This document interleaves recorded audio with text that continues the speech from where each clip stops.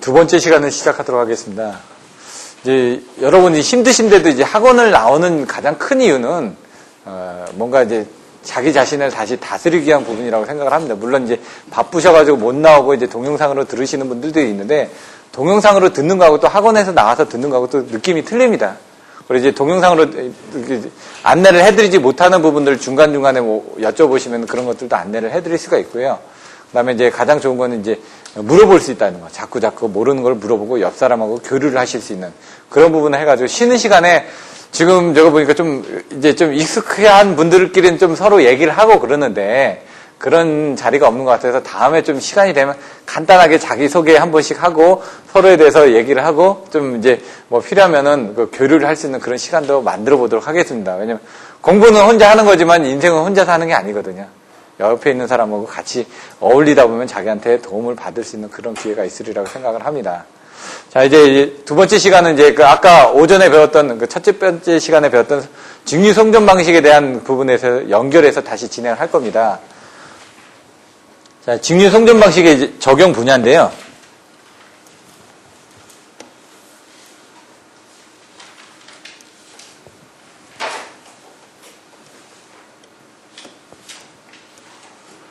자, 적용 분야가 나와 있습니다, 이렇게. 근데 키워드만 알고 계시면 됩니다. 아까 얘기한 것처럼 해당 연도로만 알고 계시면 해저 케이블, 장거리 송전, 연계, 도시 밀집 지역의 직류 송전 이런 식으로만 이제 답안지를 써주시면 된다는 얘기입니다. 지금 이렇게 보여드리는 걸 이따가 또 다른 답안지 여러 개를 가지고 보여드릴 텐데 지금은 이게 눈에 안 들어오는데 다른 이제 서브노트화 된 걸 딱 보시면 아, 이게 여기서 나왔구나. 이런 정도를 이제 이해하시는 데 필요한 부분이라는 얘기입니다. 직류송전은 최근 문제가 되고 있는 단락용량 억제 대책의 하나로 되어 있다. 이런 내용들도 나와 있고요. 단락전류의 대부분은 무효전류로 이루어져 있다. 이런 내용이 나와 있습니다. 그래서 이제 지락전류 부분에 대한 것들이 이제 무효전류가 이제 포함이 되어 있다 보니까 이런 그 직류송전선은 무효전류를 전송하지 않기 때문에 이 단락전류도 억제를 해주는 그런 장점이 있다라는 것들을 참고로 알아두시면 될 것 같습니다. 밑에 부분 한번 보시면 될 것 같고요. 해저 케이블을 포함한 직류송전이 수십 프로에 이루고 있다. 그래서 지금 이런 부분들이 해저 케이블 쪽에 좀 많이 적용이 되고 있구나. 이런 부분을 생각하시면 될 것 같습니다. 여기 이제 백투백이라는 부분인데요. 등과 등을 맞대고 있다는 얘기죠. 이렇게 서로 간에 A계통에서 B계통으로 전류를 공급해주고 B계통에서 또 부족하면 A계통으로 공급해줄 수 있는 그런 계통이 백투백 계통이라고 이렇게 설명을 하고 있습니다. 이런 것들은 이제 나중에 전력계통공학에서 이쪽에 A 쪽에 발전소가 있고 B 쪽에 발전소가 있는데 이쪽에서 뭐 발전기가 여기 3대가 있고 여기 2대가 있고 그러면 여기 한 대가 탈락됐다. 그러면 여기 자체에서는 공급 용량이 부족할 거 아닙니까? 그럼 옆 계통에서 공급을 해 오겠죠. 근데 이제 그러면은 이 연락선에 대한 전력 조립 값이 평상시 때는 0이었는데 그 값이 어떻게 바뀌느냐 이런 그 계산 문제들이 있습니다. 근데 그게 25점짜리로도 나온 적이 있습니다. 답은 200메가 같은데, 그런 유형의 문제들이 많이 나왔던 게. 그게 좀 여러 가지의, 유형의 문제가 있다 보니까 그런 것들을 풀어보시면 되고요. 거기에 관련된 원리라든가 이런 것들을 이해하시는데 좀 도움이 될 만한 것들은 전력계통공학에서 배우게 될 겁니다. 운전비 계획 중인 부분인데 이게 말씀드렸죠. 80년도에 만들어진 자료다 보니까 지금은 더 업데이트된 내용도 있을 겁니다. 있을 건데 그 부분에 대한 것들은 여기 책에 안 나와 있다 보니까 여러분들이 그냥 참고를 하실 거는 이제 우리나라 정도 아니면 외국의 몇 개 정도 아까 나왔던 일본의 북해도라든가 뭐 캐나다의 어디 부분에서 뭔가 생겼다라는 부분이 있을 거고요. 중간에 잠깐 문의를 하셨는데 이제 사이레스트의 순변환, 역변환 하는 부분이 이제 극이 단극이 있고 쌍극이 있다고 하는데 그걸 잘 모르시겠다고 얘기를 했는데 단극은 극이 하나만 있습니다. 플러스 마이너스에 직류니까. 쌍극은 플러스 마이너스 이렇게 극이 2개가 돼 있는 겁니다, 지금. 근데 이제 그 극이 2개가 돼 있는 쌍극에서 이제 호모폴라라는 건 여기 마이너스가 있고 플러스가 있으면 여기 극이 쫓아가는데 플러스 마이너스 플러스 이런 식으로 지금 극이 똑같은 극을 가지고 있죠. 접혀져 있는 부분이. 그런 경우에 이제 그 부분이 호모폴라라고 되어 있습니다. 그거는 이따가 자료를 가지고 다시 설명드릴 거고요. 근데 거기에 쓰고 있는 사이리스터 쪽에 이제 밸브에 대한 것들이 사이리스터냐 수은이냐 뭐 이런 것들에 따라서 여러 가지 타입들이 나올 수가 있고 송전선로의 길이가 어디가 되어 있을 거고요. 어느 나라에 어디에 어떤 그 크기의 어떤 타입의 어떤 전압의 용량은 얼마다 이런 것들이 나와 있으니까 참조를 하시면 됩니다. 중요한 거는 우리나라의 경우. 그래서 해남하고 제주는 101km 정도를, 해저는 한 95km 정도가 됩니다. 왜? 지상으로 이렇게 나와 있는 부분이 바닷가니까 그게 양쪽으로 하게 되면 뭐 한 2, 3km 정도만 이제 나와 있겠죠. 바깥에. 그리고 나머지는 다 바닷속에 있다는 얘기입니다. 그리고 나머지 부분은 사이리스트로 돼 있고요. 플러스 마이너스 180kV로 인가가 돼 있다. 전압이.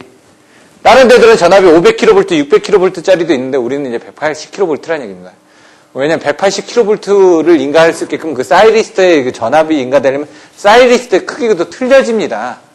그래서 제주 해남에 가면 변환수가 있고 거기에 이제 접지극 같은 게 있고 다 그런 자료들이 있는데 그런 것들도 자료가 있으니까 나중에 참조할 만한 자료를 보내드리겠습니다.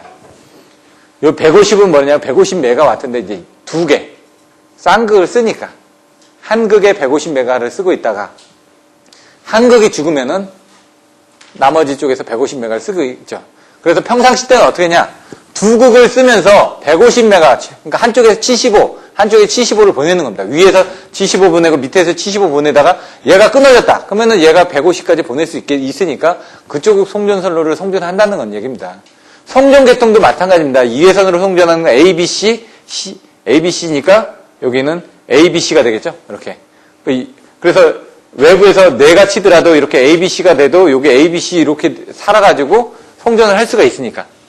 한쪽에 내려치면은 요 세 가닥만 나갔는데 위에 부분에 내려치면은 이렇게 네 가닥 나가면 어쩔 수가 없겠지만 위에 세 가닥만 영향을 받으면 A, C, B 이렇게 해가지고 요 세 가닥만 날아가고 나머지 A, B, C로 이렇게 송전을 할 수 있을 거 아닙니까? 케이블이 연결이 돼 있으니까.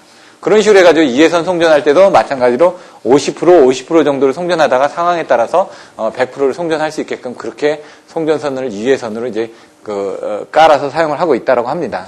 그래서 나중에 이렇게 97년 여름부터 나머지 지금 2단계가 또 지금 설치가 돼서 운영 중인지 제가 그거는 자세히 모르겠는데 설치는 했던 걸로 알고 있거든요. 그래서 그 케이블은 이제 LS 산전에 있는 이제 동해 공장에서 이제 케이블을 만든 겁니다. 그래서 그거는 처음에 설치를 할 때는 어떻게 했느냐? 제주해가 해남사에 케이블을 설치를 했는데 케이블 제조 공장에 가면은 이제 도체가 있고 거기에 이제 내부 반도체층이 있고 그다음에 절연체가 있고 외부 반도체층이 있고 그다음 방식층이 있고 시스에다가 뭐 여러 가지 연피층이라든가 이런 것들 깔려 있어야 되는데 그런 것들을 실질적으로 우리가 그 케이블 회사에서 만들 때는 300m에서 한 400m 정도로 만들어가지고 이렇게 도르래 같은 거기다 담아가지고 옵니다. 왜냐면은 움직일 수가 없습니다. 수송을 할 수가 없다는 얘기예요. 너무 크면은. 그래서 이런 해저 케이블 같은 101km는 중간에 연결 장치가 있나요? 땅속 같으면 땅에다 파가지고 중간에 맨홀에서 연결하면 됩니다. 그래서 거기서 나오는 게 엔드박스, EBA, EBG 해가지고 박스에 뭐 기중 접속을 하느냐, 종단 접속을 하느냐, 아니면 뭐 유중 접속을 하느냐 해가지고 접속을 직선 접속을 하느냐, 유지 접속을 하느냐, 준유지 접속을 하느냐, 뭐 그 스탑 접속을 하느냐 해가지고 접속 방식에 따라서 여러 가지 방식이 생기는데 여기는 그냥 하나로 바닷속에서 접속을 할 수가 없지 않습니까?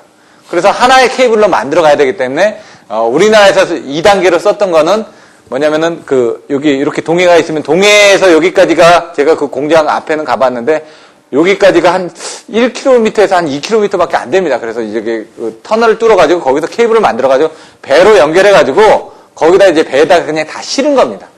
다 만들어가지고 실은 다음에 그 배를 끌고 가서 거기서 그냥 포설을 한 거고요. 우리나라의 케이스 같은 경우는 1단계 같은 건 어쩌면 배가 왔습니다. 근데 배 안에서 케이블을 만드는 겁니다. 그 자리에서 만들어가지고 만들면서 까는 겁니다. 깔면서 간 겁니다. 이렇게. 근데 이것도 문제가 생긴 게 뭐냐면 처음에 두 개를 깔았으면 좋은데 돈이 많이 나가니까 두 개를 못 깔고 하나만 깔았습니다. 하나를 깔았는데 쌍크리어선이 지나가면서 그걸 긁어버렸죠. 예? 그래가지고 하나를 또 돈을 내고 또 깔았죠.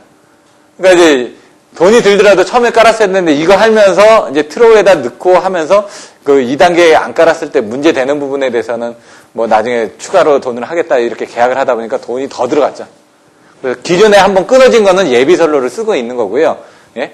아까 쌍극이라고 썼지 않습니까? 그래서 한쪽 극으로 해가지고 많은 부분을 송전을 하고 있다라고 제가 얘기를 들었습니다. 뭐 사실인지 아닌지 모르겠지만 제가 들은 얘기에 의하면 요거는 지금 제가 잠깐 삽입했던 어떤 이렇게 화면이 커지더라고요. 자, AC254에서 DC 180kV를 하는데 사이리스터 밸브링하고 바이폴, 폴이 두 개다. 근데 150메가와트를 두 개로 하는데 아까 제어 방식은 12펄스, 광전원 방식이다. 예? 크기 두 개니까 6펄스, 6펄스 하면 12펄스가 되겠죠. 그런 식으로. 솔리드 타입으로 케이블이 이렇게 되어 있다. 요거 예대 1-1은 보시면은 어렵지가 않은데, 한번 볼까요? 키워드는 보시면은 내용을 잘 읽어보시면 교류 송전선로하고 직류 송전선로가 있는데 첨두 값이 같다고 그랬습니다. 그건 뭐냐면 AC가 있고 DC가 있는데 DC 부분이 여기까지 올라갔다는 얘기입니다. 지금 첨두 값이 같다는 건. 첨두 값이 피크 값이거든요. 같은 전력을 보내고 있다. 근데 교류 선로에서 선로 손실은 어떻게 되냐? 선로 손실은 I 자승 R이거든요. 그걸 이따가 구하면 되는데 그 I 값이 어떻게 차이가 나느냐 이런 것들을 그러니까 비교를 해가지고 넣겠죠. 그래서 처음에 교류 전력은 3상이다 보니까 3개의 케이블을 이용을 합니다. 그러다 보니까 P는 3개의 케이블에다가 VI가 공급된 게 AC의 전력일 거란 얘기고 직류는 2개의 극이 가겠죠. 그러니까 2개의 극이 가니까 2개의 VD, ID를 해가지고 요거는 AL로 돼 있고 요거는 DC를 해서 DC로 넣은 것 같습니다. 근데 걔의 송전 전력이 같다라고 했으니까 얘하고 얘는 같다라고 했죠. 그래서 같이 쓰는 겁니다. 근데 첨두 값이 여기 같다라고 했으니까 VAC 첨두 값은 맥스는 어떻게 되냐면 루트 2분의 1 값이 된다 이거죠. 맥스 값에. 그러니까 요게 RMS 값은 요거 맥스 값에 루트 2분의 1이 된다. 라고 해서 밑에 보시면은 그게 이제 세 상이 있으니까 루트 2분의 1이 세 상이 있고 여기는 두 상이 있다. 여기다 집어넣은 거죠. 여기다. 예? 여기다 집어넣어가지고 V값하고 이 V값을 여기다 집어넣어서 만들게 되면 이렇게 되고 그러면 요거 값하고 요거 값에 대한 비율을 맞춰주기 위해서 요게 같다라고 했으니까 같다라고 해서 맞춰주게 되면은 여기하고 여기에 대한 비율이 1.06배가 나왔다는 얘기입니다. 이렇게 보시면 되고요.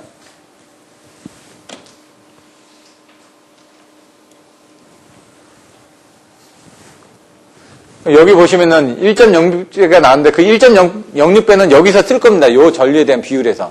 그래서 얘는 세 가닥을 이용해서 쓰기 때문에 손실도 세 가닥만큼이 발생되는 거고 얘는 두 가닥을 이용하기 때문에 두 가닥만의 손실이 발생될 거라는 얘기입니다.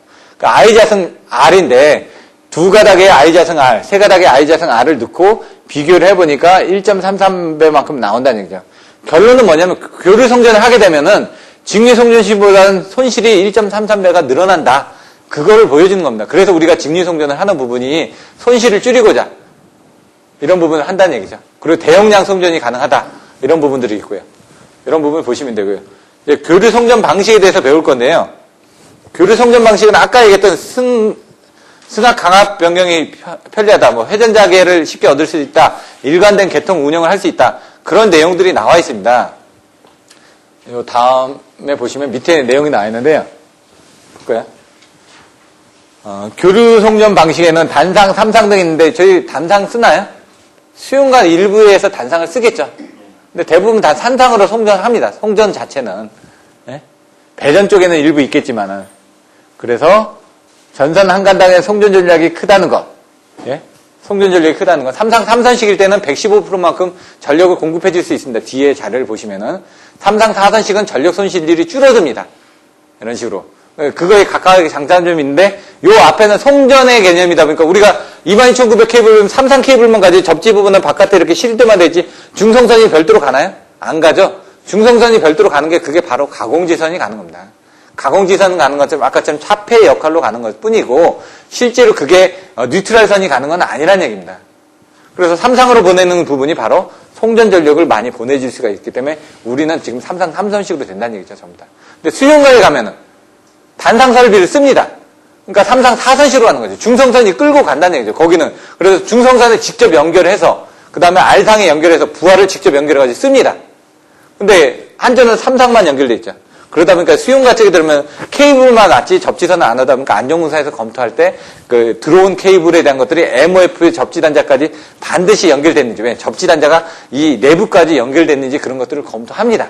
그런 것들이 이제 나중에 이제 검사 운영 방법이라든가 거기에 이렇게 보는 그 법적인 규정들이 나와 있기 때문에 그런 것들을 참조를 하시면 되고요. 여기 보시면은 회전자계를 쉽게 얻을 수 있다. 아까 회전기기 사용이 편리하다. 나와 있죠? 그다음 3상분을 합계한 송전 전력의 순시값이 일정해서 단상처럼 맥동하지 않는다. 일정한 전력을 보내줄 수 있다. 뭐 이런 부분이고요. 그래서 3상 3선식이 일반적으로 많이 쓰이고 있다. 이런 내용들 정도를 보시면 될 것 같고요.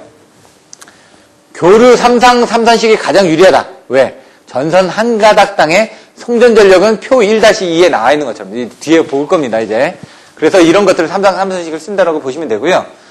밑에 보시면 3상 4선식과 단상 3선식은 왜 쓰느냐?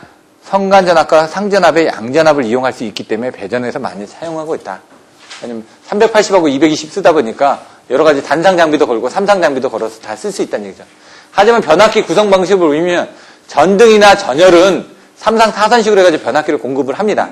하지만은 동력용은 3상 3선식으로 해서 공급을 합니다. 왜? 거기는 3상 부하만 쓰니까. 그래서 동력용만 따로 쓰거나 이런 식으로 쓰실 수도 있고 아니면은 같이 쓰실 수도 있다는 얘기입니다. 자, 이제 그림들이 나와 있고요. 이런 것들은 배전 방식이 어떻게 되어 있는지 보시면 되고 중요한 건 그 밑에 표 1-2 뭐라고요? 여기는 1-2가 이 다음 장까지 있습니다. 근데 전선 한 가닥당의 송전 전력이 아까 3상 3선식을 쓴다고 그랬죠. 여기 보면 단상 3선식은 66.6입니다. 왜? 단상인데 극이 두 개인데 세 가닥으로 지금 나눠서 썼으니까 뭔가 좀 줄어들겠죠. 단상 2선식을 기준으로. 기준은 뭐냐? 단상 2선식을 기준으로. 여기 어디? 직류 2선식을 기준으로 했을 때 100%라고 했을 때 교류 단상 2선식은 똑같다. 어차피 선 두 개 가지고 보내는 거니까. 근데 여기는 단상에 세 가닥을 보내니까 뭔가 좀 떨어지겠죠. 두 상에 4선식이니까 이거 두 가닥. 여기 단상에나 두 가닥짜리가 두 개가 들어가니까 똑같겠죠. 100이겠죠. 그 다음에 넘어가시면은 이렇게 이 두 상에 3선식이면 좀 더 틀려지겠죠. 교류니까. 3상에 3선식이니까 어떻게 115%만큼 증가가 되죠. 여기 이제 나중에 계산하면 루트 3분의 2 부분이 되거든요.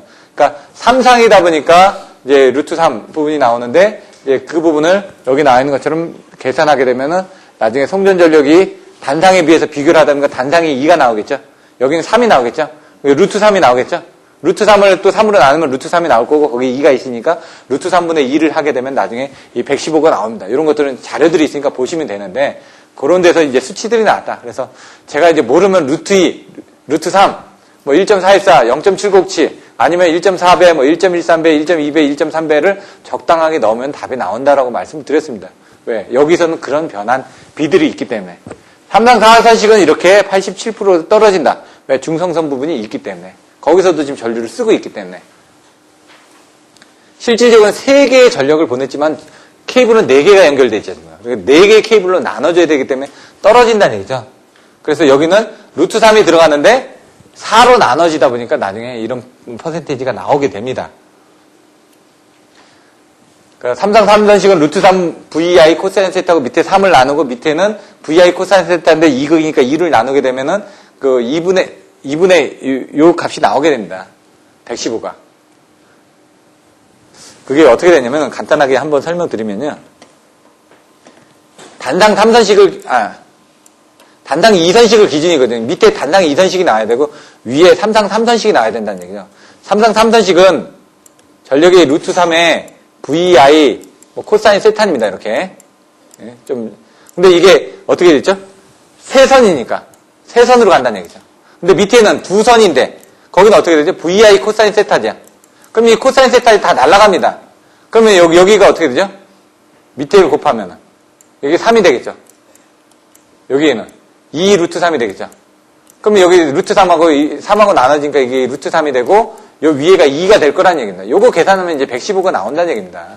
어렵지가 않은데 수식을 가지고 이제 쓰시면 되는데 그런 것들은 이제 자료에 있으니까 제가 설명 안 드리는 겁니다. 왜? 여기 있는 설명 자료는 뭐라고 12장 가서 다시 설명드린다고요. 거기 명확하게 자세히 나와 있으니까. 그러니까 여기서는 그냥 그런 정도만 여러분들이 보시면 되고요. 나중에 12장에 있는 자료들 보시면 자세히 나와 있으니까 참조를 하시면 됩니다. 개통도도 있는데 우리나라 이제 개통도들도 따로 나와 있습니다. 그건 이따가 잠깐 보여드릴 거고요. 이렇게 있다 보시면 될 것 같고요. 요게 이제 직류 2선식, 직류 3선식 비교해놓은 것들인데 요것도 그냥 참조해서 보시면 됩니다. 뭐 전기를 전공하신 분들은 다 아실 거니까 그냥 넘어가고요. 여기서 보시면 예제 1-1, 1-3 이렇게 돼 있는데 요것도 읽어보시면 됩니다. 단상 2선식하고 단상 3선식 그냥 요거대로 조금 전에 계산했던 그 수식대로 넣어서 계산하시면 되는 겁니다. 읽어보시고 나중에 안 되면 이제 추가 설명을 드리고요. 1-3 같은 경우도 보시면은 어렵진 않은데 똑같이 같은 굵기의 전선 사용할 거예요. 전선의 전중량을 동일하게 할 경우. 이제 요거를 좀 받으시면 요 뒤에 나와 있는 것들 1-4에서 이제 계산하는 방식이 조금 더 쉽게 계산이 됩니다. 단상일 때는 아까 선로 손실은 이게 두 개의 부분에 대한 거니까 두 선에다 I 자승 R이 될 테고, 거기에 되는 I는 P 나누기 V 코사인 세타인데 얘는 P 나누기 루트 3 V 코사인 세타라는 요것만 틀려집니다. 단상에서는 직류하고 똑같이 그냥 V만 들어갔는데 탐상에서는 루트 3이 들어간다. 루트 3 V가 들어간다. 요것만 알고 계시면 되고요. 그렇게 계산을 해주시면 되고, 요건 저항 부분이 돼 있고요. 이렇게 일단 넘어가고, 나머지는 똑같이 계산하면 아까 뭐 75%, 4분의 3, 87% 나오는 것들이 나중에 자료들 가지고 여러분들이 보시면 됩니다. 요거는 뭐 그냥 시간 관계상 넘어가고요. 중요한 건 이제 송전 전압 부분. 요 앞에까지는 그렇게 중요하지가 않고요. 요 장이 이제 조금 더 중요해집니다. 송전 전압과 송전 전력과의 관계를 풀어서 쓸 때는 이런 부분이 이제 전압이 올라가게 되면 어떤 부분이 생기냐면 전선 같은 게 비싸집니다. 22,900 케이블하고 154 케이블하고 가격이 비싸지죠. 그러니까 전압이 올라가면 모든 게 기기가 비싸집니다. 그리고 이제 전압이 올라가게 되면 아까처럼 이제 그 전압에 대한 영향 때문에 어떤 다른 영향들이 생기겠죠. 그래서 뭐 전압 변동이 생긴다든가 그만큼 문제가 많이 생길 거고요. 그래서 154 같은 경우 오히려 전압 변동이 더 적습니다. 힘이 세니까. 근데 저항 같은 힘이 약하다 보니까 저항에 따라서 전압가가 더 많이 생기겠죠. 그래서 그런 것들도 있고요. 그래서 그걸 가지고 송전 전압을 자꾸 올려주는 부분에 대한 것들이 왜 올려주느냐. 바로 송전 전력과의 관계가 있다. 전압을 올려주면 그만큼 많은 전력을 보내줄 수 있으니까. 그래서 그거를 증명을 하기 위한 부분이 여기서 이제 설명이 되는 겁니다. 그러면서 이제 가장 경제적인 전압을 선정하는 부분은 어떻게 해야 되냐. 처음에 우리가 설계를 할 때 154로 해야 될지 22,900으로 해야 될지 수요가 측에서는 그게 고민이 된다는 얘기죠. 그러면 근데 이제 한전에서는 법적으로 딱 나와 있죠. 22,900까지는 받을 수 있는 송전 용량이 지금은 40메가와트입니다. 하지만 그전에는 20메가와트인데 원래는 이제 그 10메가와트밖에 못 받고요. 비상시에는 14메가와트까지 받고 그다음에 한전의 변전소 부지를 제공하는 경우 20메가와트까지 받을 수가 있었는데 지금 600메가로 오다 보니까 한 선로로 40메가와트를 받을 수 있는데 문제는 한 선로가 40메가와트를 못 보내집니다. 한전에 기존에 깔려있던 3위어스케어로는 40메가와트를 못 보내지다 보니까 이제 두 구자를 보내지는 거죠. 옛날에는 한 주소에 두 구자를 못 보내줬습니다. 그래서 어떻게 하냐. 두 구자를 받기 위해서는, 그러니까 한전에서 케이블을 두 가닥을 받기 위해서는 어떻게 하냐면 번지를 틀리게 하는 겁니다. 공장에 두 개가 있는데 번지가 두 개 있는데 여기는 1번지, 2번지. 그래서 두 구자를 받아가지고 거기서 따로 쓰다 보니까 전기요금 두 개를 냈어 쓴 겁니다. 서로 다른 수용가처럼 되니까. 근데 그거를 지금은 법적으로 한 구자에서 40메가와트까지 보내줄 수 있다 보니까 두 구자를 20메가 보내주고 그거를 합성 전력량계라는 걸 사용해가지고 전기요금을 절약해가면서 이렇게 또 쓰고 있습니다. 근데 지금은 이제 한전에서 600메가와트짜리, 600스케일짜리를 보내다 보니까 40메가와트까지도 쓸 수가 있습니다. 옛날에 154로 설치를 해야 되던 거. 예를 들어서 30메가와트를 받아도 154로 송전을 했어야 되는데 지금 40메가를 받아도 22,000으로 송전을 받을 수 있으니까 그만큼 줄어들겠죠. 근데 22,900의 송전 전압을 선정할 때 보면은 이제 거리에 따라서 전압가가 생기겠죠. 그래서 그걸 계산해 보시면 한 30에서 40km 정도까지가 적정한 송전 전압이 됩니다. 그래서 그게 넘어가게 되면은 이제 전압을 좀 승합해서 보내줘야 된다든가 그런 부분이 생길 수가 있습니다. 그래서 경제적인 전압 선정에 가면 거리가 나옵니다. 알프레드 스트리 실험식을 보면 5.5 곱하기 뭐죠? 예? 루트의 0.6L 플러스 100분의 P죠. L이 나온다는 얘기죠. L. 거리가. 그리고 송전 전력. 몇 메가와트만큼을 공급할 때, 몇 킬로미터까지 공급할 때, 요 정도의 전압이 적당하다라는 부분이 나온다는 얘기입니다. 자, 여기는 역류 손실 저단중으로 외워주시면 된다고 일단. 역류 손실 저단중. 전력을 먼저 계산합니다. 왜냐면 전력과 전압과의 관계를 계산할 때, 이게 왜 이렇게 되나요? 설명드리기 힘드니까. 왜? 그거를 여러분들이 이해한다고 도움이 되는 게 아니라 모르면 그냥 외워주셔야 될 때도 있으니까. 전력을 계산합니다. 3상이니까 루트 3 VI 코사인 세타가 나오겠죠? 여기는 그냥 읽어보시면 될 것 같고요. 그 다음에 전류를 계산한다는 얘기죠. 그러면 역류 손실 저단중 해가지고 전류를 계산하고, 그 다음에 손실을 계산한다. 손실은 여기 P값 3I 자승분 해가지고 손실률 계산하고 나왔는데 여기서는 책에서는 좀 이해가 안 되실 겁니다. 이따가 다른 자료를 보여드릴 테니까 그걸 보고 좀 상세하게 여기 사이사이에다 더 집어넣습니다. 그걸 좀 더 보시면 이해가 됩니다. 그래서 전력 손실을 계산한다. 전력 손실률을 계산하고 역류 손실 저항을 계산합니다. 그 다음에 단면적을 계산하고 저단, 중량을 계산합니다. 여기 단면적을 여기서 저항으로부터 A 값을 이용해가지고 요거 나온 다음에 요 앞에서 나왔던 걸 다 넣습니다. 그래서 A라는 걸 계산한 다음에 중량, 저단, 중량으로 나와가지고 계산한다는 얘기고요. 요거는 이따가 다른 자료를 한번 보여드리고 다시 설명을 드리겠습니다. 그래서 다 계산하면은 여기에 전선에 대한 중량은 여기 전압의 자승과 그 다음에 역률의 제곱에 반비례한다는 걸 알 수가 있다는 얘기예요. 중량은. 그래서 거기다 이제 중량을 다시 넣어가지고 P 값을 계산하니까 나중에 여기가 어떻게 되죠? P 값은 여기 V의 자승이 비례한다는 얘기죠. 그래서 전압은 여기 송전 전력은 선간 전압의 제곱에 비례해서 증가한다는 걸 증명하는 겁니다. 이렇게. 근데 요게 이제 책에 어렵게 나왔다 보니까 이따가 다른 자료를 보여드릴 거고요. 여기 이제 송전 전력 용량이 어떻게 된다? 154는 100메가, 345는 600메가. 뭐 이런 식으로 이제 설명을 드릴 거예요. 요거는 1-5의 그 기본세 체계도 보시면 설명이 나와 있습니다. 거리는 얼마라고요? 지금 여기 10km라고 된 얘기가 제가 한 30km 정도 된다고 그랬죠, 요게. 예? 요건 100km, 요건 200km. 그러니까 우리가 지금 멀리 보내주고 할 때는 송전 전압을 올려줄 수밖에 없다는 얘기죠. 경제적으로 송전하기 위해서. 사용전선. 요건 ACSR이 이제 여러분들이 가공 송전선로입니다. 2장에 전선의 구조, 재질, 조합에 따라서 분리한다. 이렇게 설명드렸죠? 예. 이게 뭐죠? 재질이 어떻게 됐냐? 재질이. 그냥 연동선이냐, 경동선이냐, 아니라 합금이라는 얘기예요. ACSR. 그래서 여기 아연 스틸에다가 이제 알루미늄이 들어가는 그런 부분인데, 요쪽은 이제 배전 쪽이 관련된 부분이고, 요쪽이 이제 송전 쪽에 관련된 부분이겠죠. 배전 쪽은 뭐 95스퀘어 뭐 이런 부분 쓰시고요. 송전 쪽에 대한 것들은 뭐 330스퀘어, 뭐 480스퀘어 이런 것들 쓰고요. 그래서 이런 게 고유 송전 용량, 서지 임피던스 로딩 해가지고 뭐 고유 임피던스에 1.6배까지 보내줄 수 있다. 그건 뭐냐? 나중에 이제 고유 임피던스라는 부분이 뒤에 가서 설명하는데 그거보다 더 많은 용량을 송전할 수 있다는 얘기죠. 왜냐면 송전선 자체에서 내가 보내줄 수 있는 고유한 임피던스가 있는데 그만큼 보내줄 수 있는데 이 케이블을 쓰게 되면 그거보다 더 많은 부분을 보내줄 수 있다는 얘기입니다. 지금. 그래서 자꾸 이 케이블에 대한 특성들을 바꾸는 게 원래 이 거리에서 보내줄 수 있는 용량보다 더 많은 부분을 보내주기 위해서 케이블의 재질을 바꾼다는 얘기입니다. 밑에 나와있죠. 서지 임피던스 로드. 예? 이거에 대한 고유 부하보다 많은 양을 더 보내줄 수 있다는 얘기입니다. 지금. 이거 이번에 나왔었나요? 요 전에 나왔었나요? 그 전에 나왔었죠. 바로 전전 시험 때 나왔었습니다.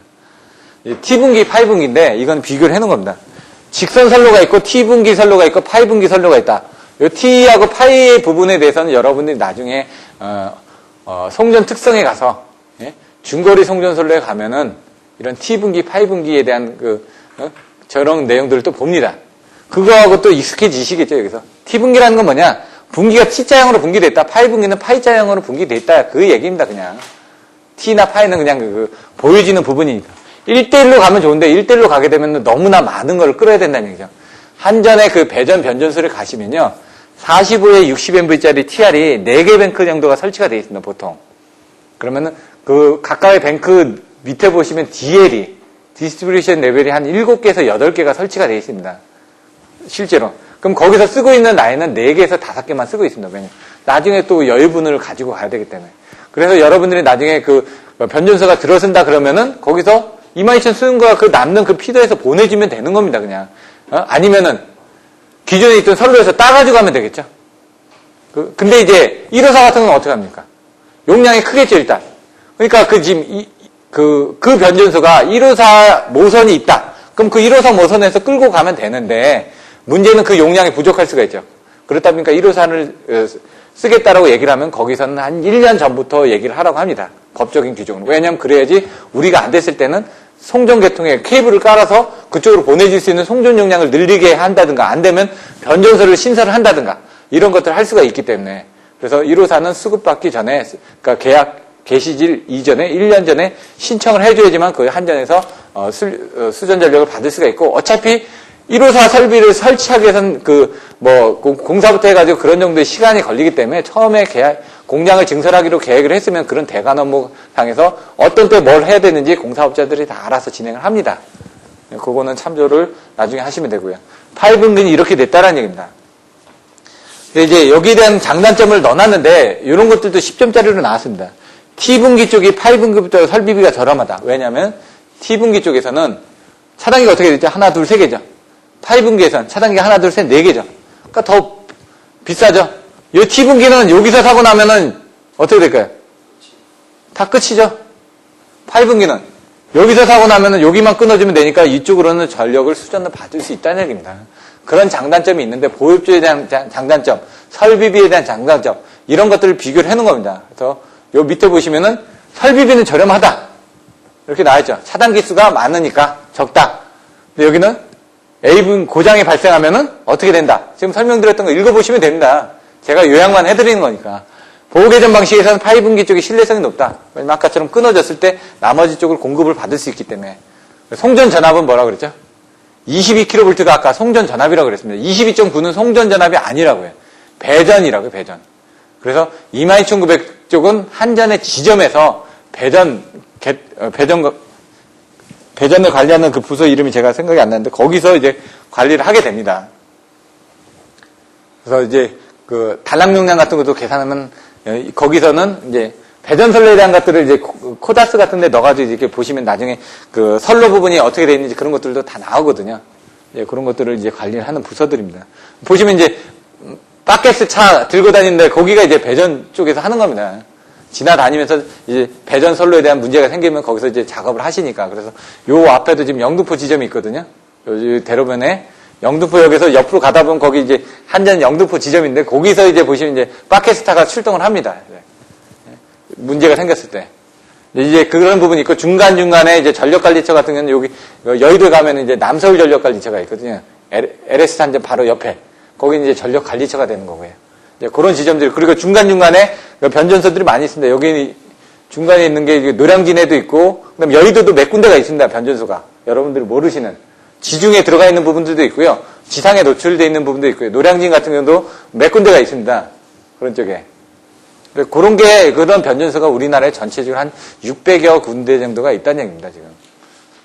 뭐, 이번에 그 동빙고 같은 경우도 보시면 미군 부대 바로 옆에 그 옆에 동빙고 변전소가 있습니다. 그 지하철역 나가면 바로 옆에 있거든요.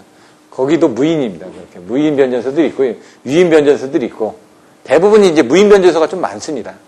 왜냐면 거기는 변환만 해주면 되는 거니까. 예를 들어 명동 같은 데 가면 명동의 지하에도 변전소가 있습니다. 그 을지로 입구 옆에 있는데 거기 같은 땅값이 비싼데 그런 데 같은 경우도 변전소가 다 들어있다는 얘기죠. 강변의 테크노마트 같은 데 거기는 용량을 수전을 받기 위해서 변전소 부지를 내준 겁니다. 그래서 그 테크노마트 밑에 한전의 변전소가 들어가 있습니다. 지금. 실제로는. 그렇게 그 공간을 내주면서 그 전력을 더 많이 받는 부분이고요. 예를 들어 코엑스 같은 경우도 그런 식으로 돼 있다는 얘기죠. 그 안에 변전소가 옆에 다 들어가 있습니다. 그런 식으로. 바로 옆에서 있으면서 그 부지를 제공받는. 옛날에는 그런 방식이 있었다는 얘기죠. 자, 이런 부분이 있다. 이 내용은 읽어보시면 되고요. 요것도 읽어보시면 됩니다. 아까 설명드렸던 내용인데 여기는 100메가와트 정도밖에 되지 않으니까. 그리고 여기는 600메가와트 정도 된다. 이런 내용들이 나와 있고요. 나머지 내용은 여러분들이 읽어보셔야지만 됩니다. 전체적인 내용을 읽어보고 그 중요한 키포인트만 제가 설명드리는 거기 때문에 제가 이걸 일일이 읽어드리면서 설명드리는 건 좀 그전에는 읽어드리면서 설명을 했습니다. 제가 2012년도 처음에 강의를 할 때는 1분기 때는 근데 작년에는 다른 식으로 강의했고 이번에는 이렇게 그 화면으로 띄워졌으니까 요약을 좀 더 해드려야 되겠죠. 이 부분은 보시면 될 것 같고요. 표준전압, 공칭전압 나옵니다. 이제 자 여기서 기준을 해줘야 되는 부분이 이제 뒤에 나와 있는데 표준전압에는 공칭전압하고 이제 최고전압이 나와 있습니다.